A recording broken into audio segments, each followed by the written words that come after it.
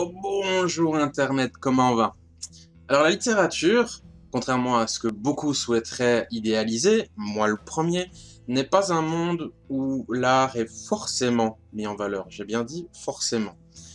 Et c'est triste à dire, mais c'est le cas pour un peu tous les milieux où il y a un élément artistique.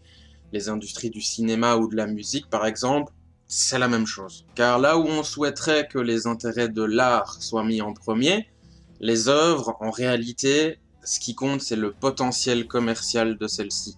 À partir de là, toute la perspective de la chose, le paradigme du milieu en question, devient tout autre. Et c'est peu de le dire, car lors de mes recherches de potentielles maisons d'édition, une question m'est souvent revenue.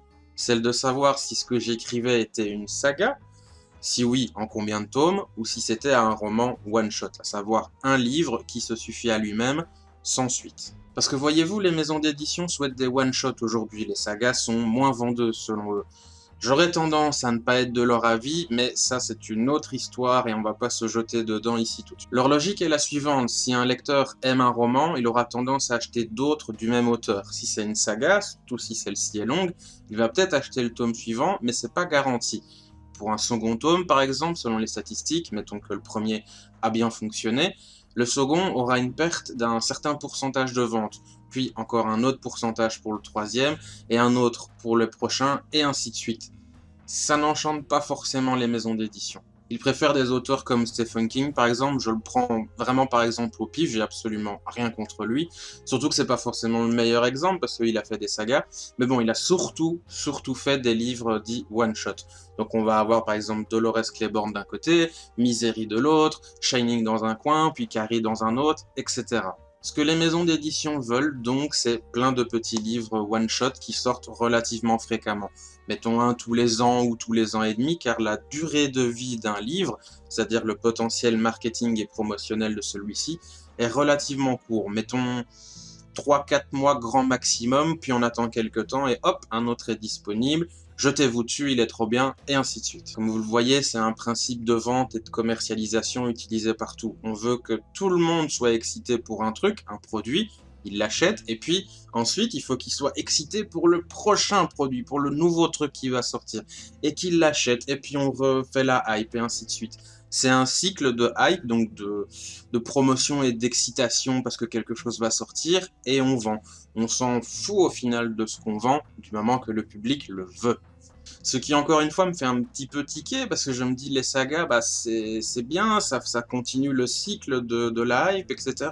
Et puis le premier tome, il sera toujours vendable, donc même si on est au tome 12, au tome 25, bah, le premier va se vendre, mais bon, soit, j'arrête avec ça. Une poignée de maisons d'édition que j'avais contactées, lorsque je tentais de les démarcher, je discutais avec le patron ou la patronne de la boîte, ils me disaient directement qu'ils n'étaient pas forcément intéressés par les sagas, que je pouvais toujours tenter, mais que voilà, en fait, ça avait peu de chances que ça passe. Il le disait pas comme ça, mais c'était le principe. Mais il y a aussi plein d'auteurs avec lesquels j'ai discuté, notamment dans des salons virtuels, où on me disait, ah, mais tu sais, c'est une saga, donc laisse tomber, ils voudront pas. Ou alors eux-mêmes me disaient que eux avaient eu cette expérience-là, qu'on leur avait dit qu'une saga, c'était pas ce qui était voulu. Donc voilà, malheureusement, à ce à quoi vous devez potentiellement vous attendre, une industrie qui souhaite que vous produisez à la chaîne et de préférence des histoires différentes qui n'ont pas forcément de rapport entre l'une et les autres. Car manifestement, les sagas, les séries, les suites et tout ça, bah, c'est pas ce qui est demandé. La logique m'échappe encore, je dois admettre, mais c'est la réalité, donc voilà, faut essayer que nous autres, auteurs, on essaye de naviguer dedans. On n'a pas vraiment le choix, donc bah moi je suis en auto-édition. Allez, au revoir Internet, gros bisous et bon courage à tous mes camarades auteurs. N'hésitez pas à me dire vos expériences dans les commentaires. Gros bisous. Mouah. Comme disait ma femme, hein. Vous voyez, j'ai une photo d'elle. Abonnez-vous, likez, partagez, appuyez sur la cloche, puis mettez un commentaire aussi, hein.